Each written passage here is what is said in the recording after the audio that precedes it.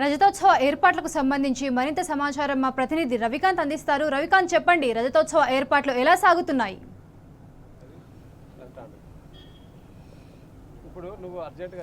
అఖిల BRS రజతోత్సవ మహాసభ కోసం సర్వం సిద్ధమవుతా ఉంది.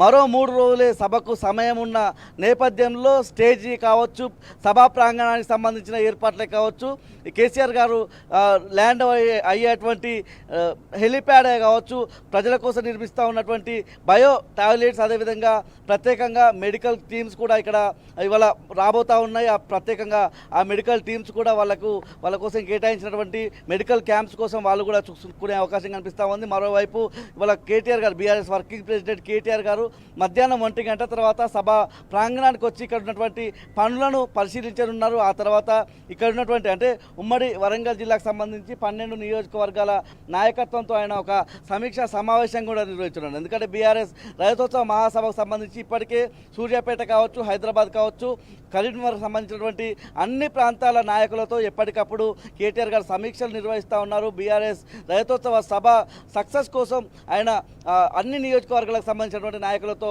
మాట్లాడుతూ ఉన్న నేపథ్యంలో ఇవాళ బీఆర్ఎస్ ఏదైతే సభ జరుగుతూ ఉన్న ప్రాంతాన్ని కూడా రానున్నారు. ఇక్కడ పరిశీలించిన తర్వాత ఇక్కడ నుంచి ఏదైతే మాజీ మంత్రి ఎర్రబెల్లి దయాకర్రావు ఇంటికి వెళ్ళి అక్కడ భోజనం చేసే అవకాశం కూడా మనకు కనిపిస్తుంది. మనతో పాటు వాదేవరెడ్డి గారు ఉన్నారు, మాజీ కార్పొరేషన్ చైర్మన్. ఎట్లా ఉన్నారు సార్ ఇవాళ కేటీఆర్ గారి పర్యటన ఎట్లా ఉంది? పనులు ఎక్కడి వరకు వచ్చాయి, ఏం చెప్తారు? కేటీఆర్ గారు 12:31 లోపు ఈ సభా ప్రాంగణానికి చేరుకుంటారు. గత 20 రోజులుగా ఈ యొక్క సభా ప్రాంగణంలో చేస్తున్న పనులను కూడా మొత్తం కూడా పరిశీలించనున్నారు. సభా ఏర్పాట్లు ఎక్కడెక్కడ మరి ఈ యొక్క ఇప్పటికే మహిళలకు సంబంధించి ప్రత్యేక గ్యాలరీ, అదేవిధంగా ప్రెస్కు సంబంధించి ప్రత్యేక గ్యాలరీ, సీనియర్ సిటిజన్స్, ఇట్లాంటి అనేక మంది ఇలా రాష్ట్రం నలుమూల నుంచి వెళ్ళి ఈ యొక్క సభకు రాబోతా ఉన్నారు. కాబట్టి ఈ సభా ఏర్పాట్లను వారు పర్యవేక్షించడంతో పాటు ఆ తదనంతరం మరి ఈ యొక్క వరంగల్ ఉమ్మడి జిల్లాకు సంబంధించి 12 నియోజకవర్గాల ఇన్ఛార్జీలతోటి జన సమీకరణకు సంబంధించి కూడా సమీక్ష చేయనున్నారు. ఎక్కడి నుంచి ఏ నియోజకవర్గం నుంచి ఎంతమంది రాగలుగుతున్నారు, అదేవిధంగా ఆ రూట్లను కూడా పరిశీలించనున్నారు. ఇప్పటికే మేము యొక్క పార్కింగ్ యొక్క సైట్లను కూడా ఎక్కడికక్కడ రెడీ చేసి ఉంచాము. దాదాపుగా 6 జిల్లాలకు సంబంధించి హైదరాబాదు, రంగారెడ్డి, అదేవిధంగా నల్గొండ, ఖమ్మం, వరంగల్, మహబూబ్నగర్, ఈ 6 జిల్లాలకు సంబంధించి ఈ ఎలకతుర్తి ఎంట్రీలనే ఈ 6 జిల్లాలకు దాదాపుగా 400లకు పైగా ఎకరాలను మరి సిద్ధం చేసి ఉంచాము. అదేవిధంగా కరీంనగర్, ఆ తర్వాత అట్నుంచి హైదరాబాద్ నుంచి వచ్చే వారికి ఒక 200 ఎకరాలకు పైగా దాన్ని కూడా చదును చేసి మరి పార్కింగ్ ఏర్పాట్లు పూర్తిగా వచ్చినాయి. అదేవిధంగా ఇటు నుంచి వెళ్ళి మెదక్, సిద్దిపేట, నిజామాబాదు, సో ఇటు కూడా దాదాపుగా 200 పైన ఎకరాలను కూడా సిద్ధం చేసి ఉంచడం జరిగింది. కాబట్టి ఎక్కడ ఎలాంటి ఇబ్బంది లేకుండా సభకు నలుమూలల నుంచి వెళ్ళి వచ్చే ఇది, ఎందుకంటే ప్రధాన కూడలి ఇది 3 రహదారులకు సెంటర్ పాయింట్గా ఈ ఎలకతుర్తి ఉంది. కాబట్టి మా అధినాయకుడు కేసీఆర్ గారు ఇది సెంటర్ పాయింట్ను చూజ్ చేసి పెట్టారు. కాబట్టి ఎక్కడ కించంతు కూడా ఎవరికి ఇబ్బంది కలగకుండా పార్కింగ్ సౌకర్యాలతో పాటు సభకచ్చే ప్రజానికానికి, గులాబీ సైనికులకు కూడా ఎలాంటి ఇబ్బంది లేకుండా అన్ని ఏర్పాట్లను మరి ఇక్కడ ప్రత్యేకంగా కమిటీలు నియమించుకొని ఎవరి బాధ్యతలో వారు నిమగ్నమై మరి పనులు చేస్తూ ఉన్నాం. ఇంకా 2 రోజులైతే పూర్తిగా మరి పనులు కూడా 100% పూర్తి కావస్తూ ఉన్నాయి. మరి ఎప్పుడెప్పుడు కేసీఆర్ గారిని చూడాలి, ఎప్పుడు మా అధినాయకుడు వస్తాడు, వారి మాటలు వినాలని చెప్పి ఆతృతతో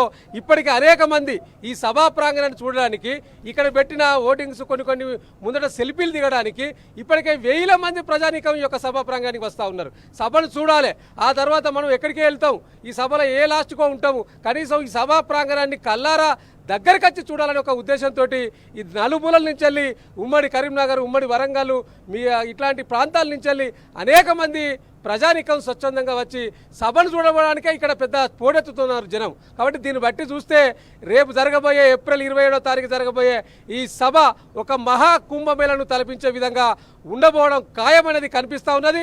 మరొకసారి ఎప్పుడు ఎవ్రీ 2 ఇయర్స్కోసారి ఫిబ్రవరిలో సమ్మక్క సారక్క జాతర జరుగుతుంది వరంగల్ ఉమ్మడి జిల్లా ములుగులో. అట్లనే ఇవాళ ఎలకతుర్తిలో ఒక సమ్మక్క సారక్క జాతర లెక్క ఈ యొక్క రజతోత్సవం మహాసభ జరగబోతా ఉన్నది. ఆ సభలో కేసీఆర్ గారు చెప్పే మాటలను విని మరొక కార్యరంగంలోకి దూకడానికి గులాబీ సైనికులంతా కూడా సిద్ధంగా తయారై ఉన్నారని చెప్పి మరి మేము భావిస్తూ ఉన్నాం. కాబట్టి ఇవాళ వచ్చే కేటీఆర్ గారికి కూడా అన్ని ఏర్పాట్లను కూడా ఇక్కడున్న ముఖ్య నాయకులు మరి పోచంపల్లి శ్రీనివాసరెడ్డి గారు, పెద్ద సుదర్శన్ రెడ్డి గారు, బాలమల్లు గారు, అదేవిధంగా లోకల్ మాజీ ఎమ్మెల్యే సతీష్ గారు, వారితో పాటు సీనియర్ మంత్రులు వారందరూ కూడా అన్ని వివరాలను కూడా వారికి వివరించబోతా ఉన్నాం. తప్పకుండా ఈ సభ పెద్ద ఎత్తున సక్సెస్ కాబోతా ఉన్నది. ఈ సభతోటే కాంగ్రెస్ పాలన ఇవాళ తిరోగమనం వైపు పోవడం ఖాయమవుతుంది. ఎందుకంటే ఇప్పటికే వారి పరిపాలన విషయంలో పురోగమనం వైపు పోవాల్సింది తిరోగమనం వైపు పోతా ఉన్నది. ఇక ఇక్కడి నుంచి వెళ్ళి డౌన్ ఫాల్ స్టార్ట్ కాబోతుందా అన్నది స్పష్టంగా కనిపిస్తూ ఉన్నది. ఎందుకంటే ఇక్కడికి వచ్చే జనాలను ముఖ్యంగా ఏంది అంటే ఇంత లక్షలాది మంది జరుపుకునే ఈ సభలో మేము అన్ని ఏర్పాట్లు చేస్తూ ఉంటే కాంగ్రెస్ నాయకులు చిల్లర చేష్టలు చేస్తూ కొన్ని పనులను అడ్డగించుకోవడం, ఇక్కడున్న జేసీబీలను లేకపోతే పనులు చేసే డోజర్స్ను వారి యొక్క యజమానులను బెదిరించడం, రైతులతోటి మరి వ్యతిరేకంగా మాట్లాడించే కార్యాచరణను అంటే ఇట్లాంటి చిల్లర చేష్టలను ఇక్కడ లోకల్ కాంగ్రెస్ నాయకులు చేస్తూ ఉన్నారంటే మీరు ఎవరో అడ్డుకుంటేనో డిస్టర్బ్ చేస్తానో సభ ఆగేది లేదు. డెఫినెట్లీగా తప్పనిసరిగా ఈ యొక్క 27వ తారీఖు జరగబోయే సభ చరిత్రలో ఒక తిరుగులేని మరుపులేని ఒక చరిత్ర తిరగరాయిపోతుంది అనేది మాత్రం వాస్తవం అనే విషయాన్ని సందర్భంగా తెలియజేస్తా ఉన్నాను. మనతో పాటు ఎన్మాముల మార్కెట్ కమిటీ మాజీ చైర్మన్ సదానంద ఉన్నారు. ఎట్లా ఉన్న ఏర్పాట్లన్నీ కూడా పూర్తిగా మీది ప్రత్యేకించి పరకాల నియోజకవర్గం కాబట్టి ఆ ప్రాంతం నుంచే కావచ్చు, ఉమ్మడి వరంగల్ జిల్లానే కావచ్చు, ఎట్లా ఉంది అసలు ప్రజల నుంచి స్పందన ఎట్లా ఉంది సభకు వచ్చే విషయం? చాలా బ్రహ్మాండంగా ఉందండి. ఎందుకంటే మనం పాతకాలంలో జాతరకు రాకముందే గత 10 రోజుల కంచెలే జాతరకు పోవాలి, ఎట్లా పోవాలి, ఎడ్ల బలమే పోవాలన్నా, సైకిల్ పోవాలన్నా, నడక పోవాలనే ఉత్సాహం ఉంటుంది కదా.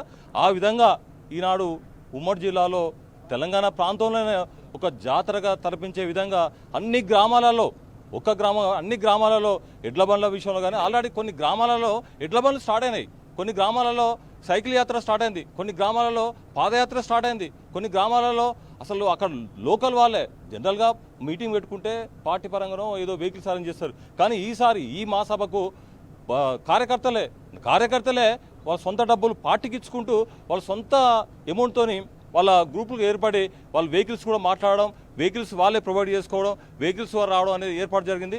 అంటే ఎప్పుడెప్పుడు 27 వస్తుంది, ఎప్పుడెప్పుడు కేసీఆర్ గారు వస్తారు, ఎప్పుడెప్పుడు దిశానిర్దేశం చేస్తాడు, ఎప్పుడు కేసీఆర్ గారి మనం స్పీచ్ మాటలు వింటాం అనే ఉద్దేశంతో గ్రామీణ ప్రాంతాల్లో ఇప్పటి నుండే పండుగ వాతావరణం ఏర్పడ్డది. ఆ పండుగ వాతావరణం 27 వరకు ఉంటుంది. ఇప్పటికి కూడా ఈ ప్రాంతానికి గత తెలంగాణ ప్రాంతంకి కూడా ఈ సభా వేదికను చూసడానికి కూడా ఇప్పటికి 4-5 రోజుల కంచెల్లి చాలామంది నాయకులు ప్రజలు వచ్చి చూస్తున్నారు. ఎందుకంటే ఆ టైం వరకు మనం దూరంలో ఉంటాం, మరి దగ్గరికి వచ్చే అవకాశం ఉండదు. కాబట్టి ఇప్పుడే ఆ ప్రాంగణాన్ని చూసి, ఇప్పుడే ఆ ప్రాంత ఏర్పాట్లను చూసి ఇక్కడికి వచ్చిన వ్యక్తులు కూడా చాలా సంతోషపడుతున్నారు. ముఖ్యంగా మహిళలు ముందుకు వస్తున్నారు, ముఖ్యంగా రైతులు ముందుకు వస్తున్నారు. ఎందుకంటే రేవంత్ రెడ్డి పాలనలో 15 నెలలనే డౌన్ ఫాల్ అయింది, 15 నెలలే అనేక హామీలు ఇచ్చిండు, మరి ఏ ఒక్క హామీ ఇవ్వలేదు. కాబట్టి మరి వచ్చేది మళ్ళీ బీఆర్ఎస్ ప్రభుత్వమే, బీఆర్ఎస్ ప్రభుత్వంలోనే మనకు న్యాయం జరుగుతుంది. గత 10 సంవత్సరాల్లో గౌరవ మాజీ ముఖ్యమంత్రి కేసీఆర్ గారు చేసిన అభివృద్ధి కార్యక్రమం వీళ్ళు విధ్వంసం చేసి ఈనాడు 15 నెలలనే తెలంగాణ ప్రాంతాన్ని ఒక ప్రపంచంలో ఒక మంచి ఒక తెలంగాణ గుర్తింపు ఉండే ఆ గుర్తింపును పోడగొట్టిన వ్యక్తి రేవంత్ రెడ్డి. మరి మళ్ళీ మనకు నీళ్లు కావాలన్నా, కరెంటు కావాలన్నా, ఉద్యోగాలు కావాలన్నా, మన అభివృద్ధి కావాలన్నా, రోడ్లు కావాలన్నా, మనకు నీళ్లు కావాలన్నా కూడా ఏది కావాలన్నా కూడా మళ్ళీ బీఆర్ఎస్ ప్రభుత్వం వస్తేనే ఏర్పడుతుంది. మరి అది ఏర్పాటు చేయాలంటే మనం కూడా కేసీఆర్ గారికి మద్దతు తెలపాలి. మరి ఈ సభ ఒక కుంభమేళ, మహాకుంభమేళ లాగా ఈ సభ జరగబోతుంది. ఈ సభలో ముఖ్యంగా కేసీఆరే కాకుండా ఇతర మా ప్రాంతాలకు వెళ్ళిన నాయకులు వస్తారు. మరి ఆ రోజు 2014 ముందు ఏ విధంగా ఉండే తెలంగాణ, 2014 తర్వాత ఏ విధంగా ఉండే, మళ్ళీ తర్వాత 2023 తర్వాత ఏ విధంగా ఉండదు అనేది కేసీఆర్ వివరించబోతున్నారు. మరి అప్పుడున్న కరెంట్ లేదు, అప్పుడున్న నీళ్ళు, అప్పుడు ఎండాకాలం కూడా అన్ని చెర్ల నీళ్లు ఉండేది, అప్పుడు 3 పంటలు పండేది, మరి అప్పుడు ఉద్యోగాలు ఉండే, ప్రతి ఒక్క ఆర్థికంగా ఎంతో మనకు స్థిరపడి గ్రామీణ ప్రాంతాలు ఉండే. ఈరోజు కనీసం ప్రజలలో కూడా డబ్బు లేదు, మరి ఎక్కడ కూడా నీకు వ్యాపారం లేదు, రియల్ ఎస్టేట్ పోయింది, వ్యాపారం పోయింది. ప్రజలలో ఎక్కడ వేరే తెలంగాణ ప్రాంతం అంటే ఒక చిన్న చూపుగా చూస్తున్నారు. మళ్ళీ మనకు తెలంగాణ ప్రాంతం అభివృద్ధి కావాలన్నా, తెలంగాణ ప్రాంతానికి నీళ్ళు కావాలన్నా, తెలంగాణ ప్రాంతానికి విద్యుత్ కావాలన్నా, తెలంగాణ ప్రాంతానికి మనకు ఉద్యోగాలు కావాలన్నా మనకు మంచి పరిపాలన కావాలంటే కేసీఆర్ రావాలి, సారే రావాలి, కారే రావాలి ఉద్దేశంతో ప్రజలు తండోపతనాలకు వచ్చే అవకాశం ఉన్నది. మరి ఎప్పుడెప్పుడు 27 నాడు వస్తుంది, ఎప్పుడెప్పుడు కేసీఆర్ స్పీచ్ వింటాం, ఎప్పుడు రావాలని ఎదురు చూస్తున్నారు. ముఖ్యంగా ఈ ప్రాంత వచ్చే ప్రజలకు కూడా విజ్ఞప్తి చేస్తున్నాం, మనకు ముందు రాండి. మీ ప్రాంతంలో ఇక్కడ 4 పార్కింగ్లు ఉంటాయి. ఒకటి సిద్దిపేట హైవే ఉన్నది, ఒకటి కర్మర్ హైవే ఉన్నది, ఒకటి వరంగల్ హైవే ఉన్నది. సిద్దిపేటకి వచ్చే హైవేకి వెళ్ళి ఉండి సిద్దిపేట జిల్లా కానీ నిజామాబాద్ జిల్లా కానీ మిగతా జిల్లాలంతా సిద్దిపేటకి వెళ్ళి పార్కింగ్ ఉంటుంది. రెండోది కర్మర్కి వెళ్ళి వచ్చే పార్కింగ్లో కర్మార్ ఉమ్మడి జిల్లా, ఆదిలాబాద్ జిల్లా, ఇతర జిల్లాల పార్కింగ్ ఉంటుంది. మరి వరంగల్కి వచ్చేది 6 జిల్లాలు, వరంగల్ ఉమ్మడి జిల్లా, నల్గొండ జిల్లా, మహబూబ్ నగర్, మరి ఇతర ఆదిలాబాద్ రంగారెడ్డి జిల్లాకి వెళ్ళి ఉంటుంది. కాబట్టి ఇక్కడికి వచ్చే వ్యక్తులకు పూర్తి స్థాయిలో ఏర్పాటు చేయడం జరిగినది. మరి ఇక్కడ 10 లక్షల, దాదాపు 10 లక్షల నుండి 15 లక్షల చల్లటి వాటరు, అంటే చల్లని వాళ్ళకు మజ్జిగ, చల్లని వాటర్ ప్యాకెట్స్ ఏర్పాటు జరిగింది. అదేవిధంగా ఇక్కడ మనకు అంబులెన్సులు ఎందుకంటే ఎండాకాలం కాబట్టి డిహైడ్రేషన్ అయిన అనారోగ్యమైనా కూడా అంబులెన్సులు, ఇక్కడ వైద్య సిబ్బంది, toilets, ladies toilets separate, ladies బార్కెట్లు, ప్రతి ఒక్క సౌకర్యం ఉన్నది. కాబట్టి ముఖ్యంగా ప్రజలు మనకు క్షేమంగా వచ్చి మళ్ళీ క్షేమంగా పోయేటట్టు పార్టీ పరంగా అన్ని చర్యలు తీసుకోబడుతున్నాయి. ఇది మొత్తంగా చూస్తే ఒక వ్యక్తి ఇంటి దగ్గర నుంచి వచ్చి మళ్ళీ ఇంటికి వెళ్ళే వరకు క్షేమంగా తీసుకువెళ్ళే బాధ్యత కూడా బీఆర్ఎస్ నాయకత్వం, బీఆర్ఎస్ శ్రేణులు తీసుకున్నాయి. తెలంగాణ రాష్ట్రానికి కేసీఆర్ గారి పాలనే శ్రీరామ రక్ష అనే విధంగా కూడా ఇక్కడ ఉన్నటువంటి నాయకులు చెప్తా ఉన్నారు. Vote studio.